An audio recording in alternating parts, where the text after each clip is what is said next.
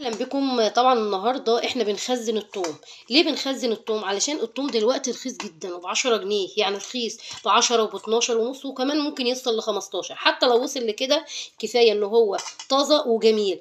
احنا بقى دلوقتي نستغل الفرصه ونخزن الثوم في الشهر ده بالذات. يعني تخزين الثوم بيبدأ من أول شهر 3 وبيبدأ شهر 4 كله، وكمان معانا أول 5. بس أول 5 بيبقى الثوم نشف شوية. دلوقتي الثوم يعتبر طري وجميل جدا اهو، بيتقشر بكل سهولة.